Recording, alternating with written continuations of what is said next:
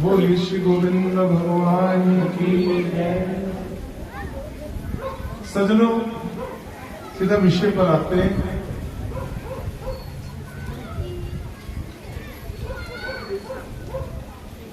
अभी भी महाराज जी बोल रहे थे, मैं सोच रहा था मैं नहीं बोलूंगा, तो मैं भी ना हफ्ते में सोचते हुए आ रहा था कि मैं नहीं बोलूंगा। मैं कहीं रुका था तो क्यों? सर्वप्रथम उस पर ब्रह्म परमात्मा का बहुत बहुत धन्यवाद, जिनकी कृपा से हमें ईश्वरीय चर्चा में बैठने का सुअवसर प्राप्त हुआ है। उसके उपरांत श्रीमान जी महाराज, जिनके सानिध्य में यह सारा कार्यक्रम आयोजित होता है। आज मैं कुछ ऐसी बातें करना चाहूंगा जो मेरे मन के भावों को व्यक्त करती हैं। मात्र 10 से 15 मिनट लेंगे। और मैंने कल भी कहा था, प्रेम, विनम्रता जिनके जीवन से झलकती है, स्वामी श्री ईश्वरानंद जी महाराज, जब भी उनसे मिलते हैं तो मैं कहता हूं वो भाव, वो प्रेम, वो विनम्रता भाव विभोर कर देती है। मंच पर उपस्थित विद्वत समाज, और अब हमारे आज के इस कार्यक्रम के जो मुख्य प्रवक्ता, विचारक, प्रचारक, और मैं एकांत में भी सोच रहा था कहीं, जब मैं महाराज जी के स्वामी, नाम तो मैं नहीं लूंगा, मेरे संग में बैठे हैं महाराज जी, इनके संग में बैठता हूं तो वो मुझे वो दिन याद आते हैं जब लोग गुरुकुलों में रह करके ब्रह्म विद्या का अध्ययन करते थे। वेदांत के मर्मज्ञ, वेदांत मर्मज्ञ, जो वो वेदांत के वो सूत्र, वो ब्रह्म विद्या, वो उपनिषद विद्या, ये संयोग जब मैं मन में कहीं सोच रहा था तो खुद ही भाव विभोर हो रहा था। और मैं सोच रहा था, और महाराज जी, मैं सोच रहा, अभी आप सभी हमारी संतानें हैं, तो कम से कम एक दिन, 15 या 20 दिन में, महीने में अपने बच्चों को पकड़ करके महाराज जी के आश्रम में जरूर ले जाएं, और उनको कम से कम साल में 10 बार वेदांत के और रहस्यों के पास ले जाने का प्रयत्न करें, जिससे हमारी आने वाली संतानें अपनी संस्कृति की धरोहर को संभाल रख सके। और इसमें सबसे पहली भूमिका निभाने का मैं खुद प्रयत्न करूंगा। मैंने एक दिन भी सोचा था, महाराज जी आपकी संतान, देखो आदमी कैसे सीखता है। आदमी अगर जिनके संग में रह के नहीं सीखा तो कब सीखेंगे। मैं रात को भी किसी सत्संग में चर्चा कर रहा था, जब मंचे ना ये व्यक्तित्व सिखाते हैं, ऐसे लोग बड़े काम मिलते हैं जिनके जीवन सिखाते हैं।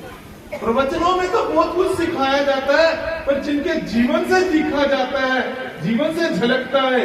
मैं कल भी कह रहा था कि मान जी महाराज के शरीर की दशा और इनकी अथक परिश्रम दोनों को जब मैं देखता हूँ, आप कल्पना नहीं कर सकते। व्यक्ति प्रतिदिन 3:30 बजे उठे और निरंतर अपने धर्म के लिए, क्योंकि संत का लक्षण ही यही है, संत का लक्षण ही रही है, परोपकाराय फलंति वृक्षा, परोपकाराय वहन्ति नद्या, परोपकाराय वहन्ति गावा। वृक्ष कबू न फल बखई और नदी न संचयी, नीर परमारथ के कारणे साधुन धरा शरीर। तो वो सारी झलक वो देखने को जब मिलती, कुछ न कुछ सीख जाइएगा, कुछ ले जाइए साथ में। 8 दिन में खाली हमारी दृष्टि बाहर के पदार्थों तक ही सीमित ना रहे, थोड़ा उससे भीतर जाने का प्रयत्न करें। और राजेश्वरानंद जी महाराज जी की बात तो मैं कई रात को भी कर रहा था, मैंने कहा भोजन को खाना ठीक से तो मैंने उनके सामने में बैठ करके सीखा है, जब थाली को भी धो दिया जाता है कि एक भी कण वेस्ट ना जाए, एक भी कण बर्बाद न जाए। और मैंने कहा ना ब्रह्म विद्या की वो, मुझे तो बड़ा आनंद आता है, क्योंकि जब हम गुरुकुल में पढ़ते थे ना, वो ईशावास्य विनम सर्वम यत्किंच जगत्याम जगत तेन त्यक्तेन भूजिता मातृता कस्य स्विद्धनम। जब वो रसपान कराते हैं ना महाराज जी ईशावास्य उपनिषद का, तद एजति तद न एजति